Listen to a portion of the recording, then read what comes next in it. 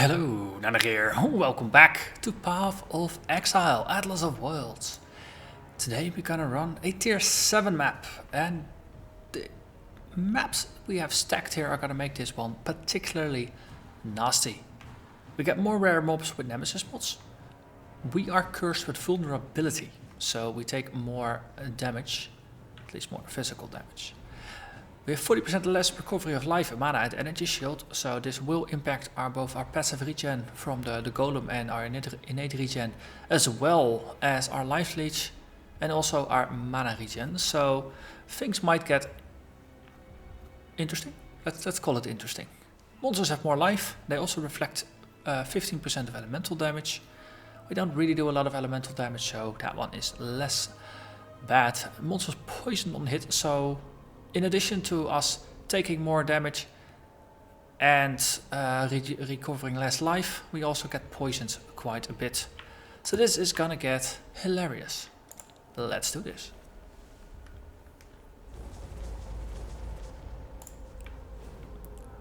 Life crushed together, left to crumble to dust.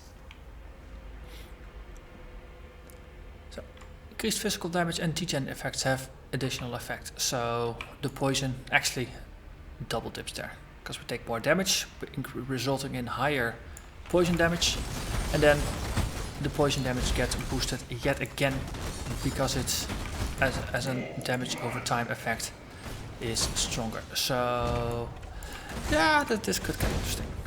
Could also be that we can still out tank them, but so far our life is behaving admirably.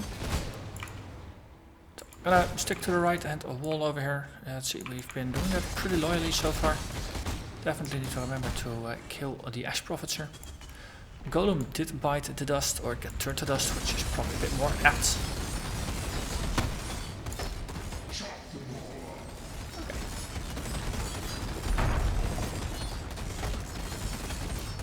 So we are still just working our way through. The bit about taking increased physical damage is probably gonna get interesting at the boss and at those more numerous rares, because they usually do hurt a bit harder than normal. Let's see, there's a door here.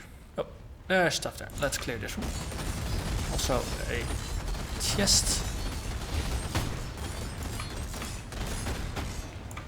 What's in the box? What's in the box? 3 rares, identified items, 2 additional magic items, revised nearby dead monsters, and get a random curse when activated. Hilarious. Okay. Let's just instant dispel that bonus curse. Our golem also got instant dispelled, which I don't think the golem is going to be very useful over here. But it is one of our sources of recovery. So it's pretty useful to actually have it. Also, you walk out of my range or something along to that effect. Okay, Legacy Seal. More damage on top of everything else. Fun. Also got a feeling that one can't let mob run away and is preventing this one from opening. Yeah, see. You stupid golem. Get back and die. Please. But so far I have to say that even though we have 40% less recovery of our life and mana, we are both life and mana stable. Of course, that's a perfect time to get proven wrong and get insta-murdered. Our game tends to have a sense of humor like that. Okay, did some of them flee here? No, they didn't. This way then? No, they didn't.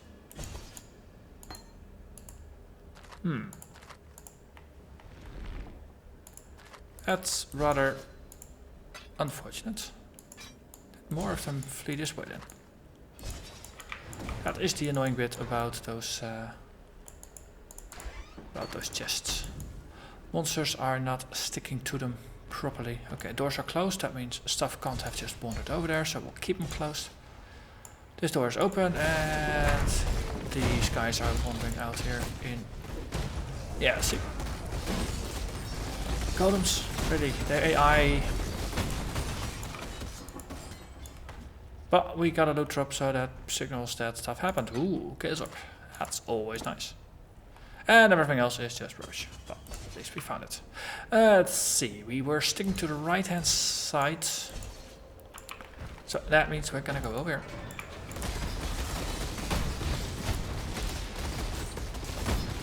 I have to say, so far, so good. Bringer of Fragility. Well, we already are affected by a vulnerability, so Bringer of Fragility is not going to do a lot. These guys are unwavering. Our life is bumping up and down, but hey, it's a whole room full of mobs. It's normal that our life moves a little bit. Okay, you, Berserker. Let's put on our totem. Just to get a little bit of extra damage. And we're still slicing and dicing through this. I'm still amazed at just how resilient this build is. You have to throw a lot of stuff at it to kill it, which is good. Well, the fact that we are cursing everything also helps. I mean, mobs are slower, they have less chance to hit, they do less damage when they hit. So that's definitely a decent counter to what they are trying to do.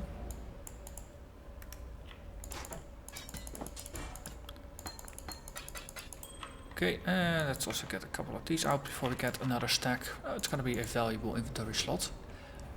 So, grab more items. I think we might be walking into the final little room in this corner. And then we can continue along the other edge. Yeah, so explore this, so we just continue this way.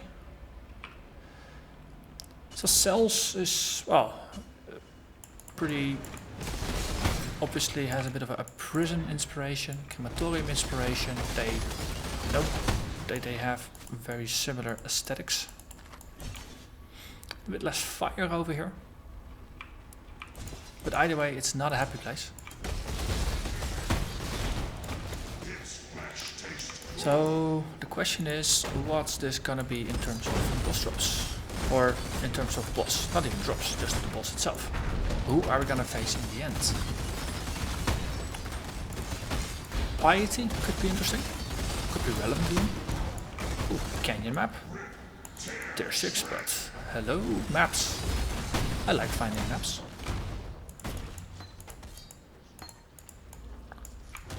Never have enough maps.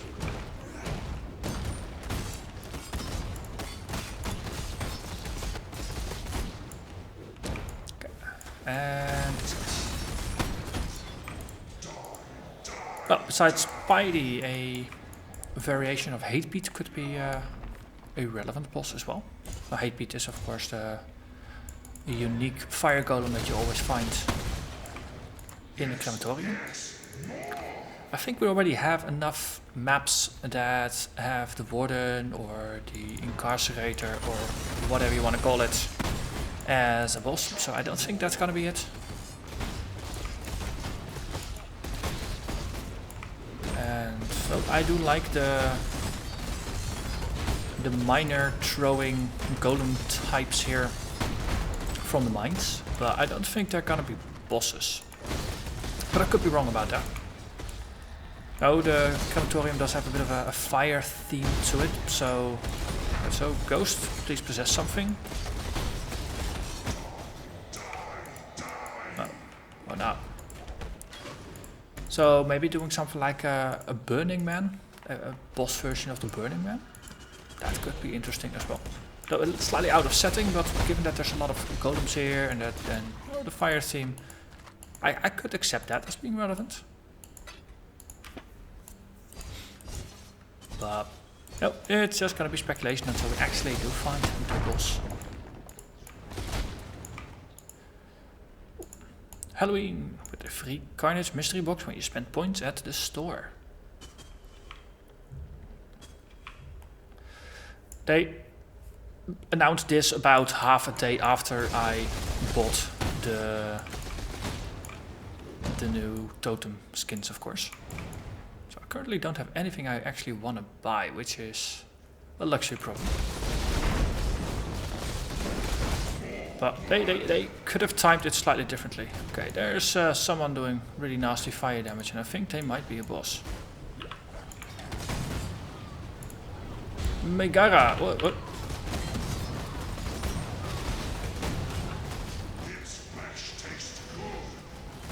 Okay. Just boosting all the regen we have, and that was not enough. Oh man. This is pretty darn tough if you can't rely on your regen. But as I said, the boss would be the tricky bit. I'm surprised how sturdy we are against regular mobs. The boss is where we are truly tested.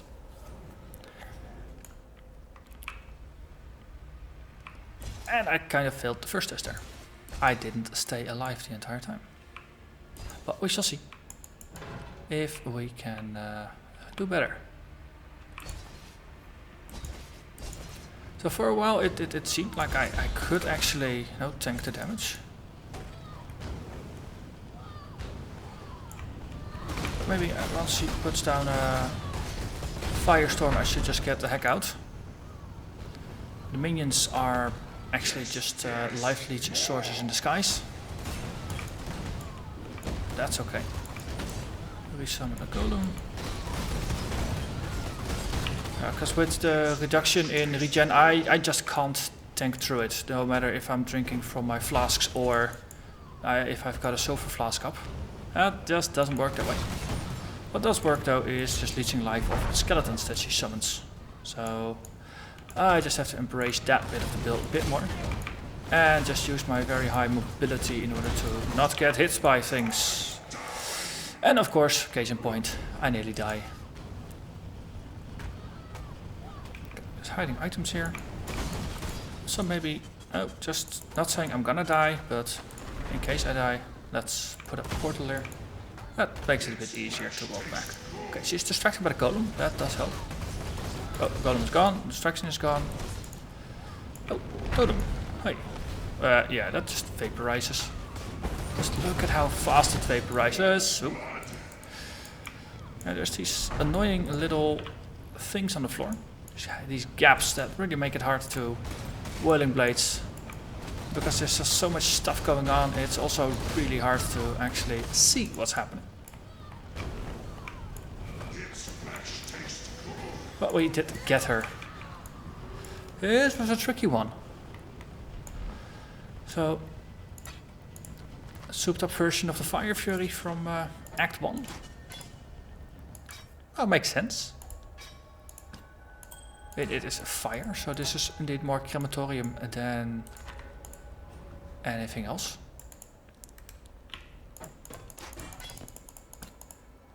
And it's a fight that's, especially given just the mods that are active on the map, we can't just power through it, which is one of the very first ones that where we do encounter that.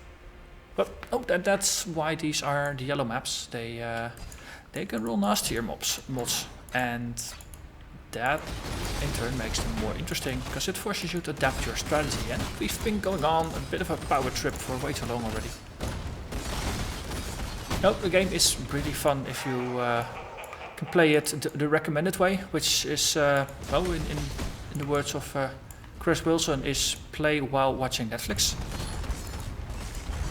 But some boss fights, that's really not a good idea. Chronophage, so let's put up a little bit of a curse immunity here. Oh, and a totem.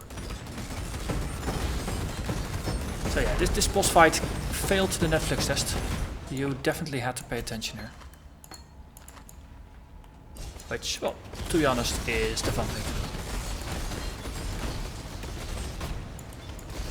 I wonder if you do this on a map with no mods, or if you don't have penalties to your regeneration and things like that, if it would still be as difficult, or if we would be able to just power through her by just out-leeching the damage she does. Because also keep in mind here, this was Fist Reflect. Nope, we can do that. This boss had fire damage, but of course fire burns. Burning damage is damage over time, so it gets amplified by vulnerability.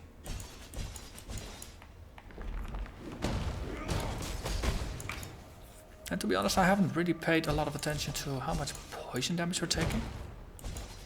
Especially not during that fight, but it might be that monster poison damage works slightly different than it works for players. I mean, if monster fire damage could cause poison, then that would be slightly painful, wouldn't it?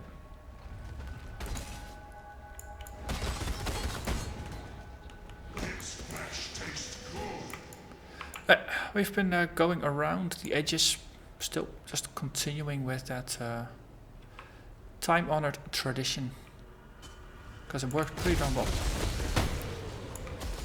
Look, it's a rock breaker. Okay, before we continue though, let's clear this room, because there's a lot of stuff, and otherwise it's just gonna wander about in random directions and just cause all kinds of havoc and make it harder to find them later on. These guys are just locked in their room. Let's relieve them out of their misery. And now we're just gonna enter the next room from this side. That works as well. Getting cursed here, so let's counteract that. No, one curse is enough.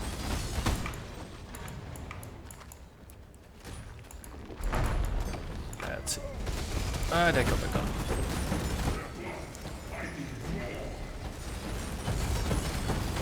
Legacy of Vigor makes them even more tanky than they already are. Yeah, definitely fun. Fun, fun, fun. And then bring their fragility. Well, I see a curse and I'm just gonna ignore it.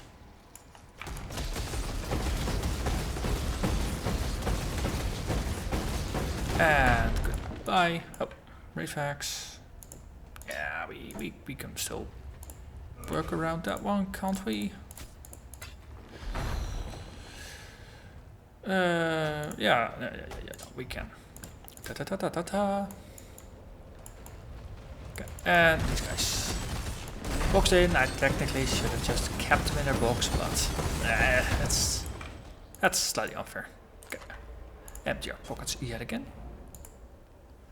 It's a pretty good loot run, then again we have 127% increased item drops if I remember correctly. Let's double check the 123. That's 4% less than what I was thinking, but still nothing to sneeze at. Let's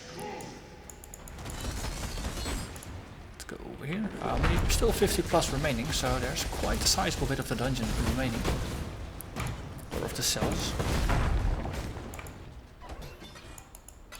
The dungeon, of course, has a different boss. Slightly lower level, but very much the same style. Well, less fire. Just look at that golem just evaporating. Okay, monsters aren't attacking terribly fast, so there's not a lot of poison damage stacking either, which is a bit of a blessing here. Because I can imagine if you get like 10 or 20 stacks of poison just because they're just repetitively applying the damage to us, that's gonna add up, especially because our ability to regenerate life is diminished. It's gonna add. Well, luckily our killing power hasn't been diminished a lot. Monsters have more life, so it takes longer to kill stuff. But on the other hand, we explode monsters for a percentage of their life, so that still scales. So once one or two mobs go, everybody else goes as well. Which is just the way I like it. Okay, 44 mobs remaining, and we have the center of the map still left to do.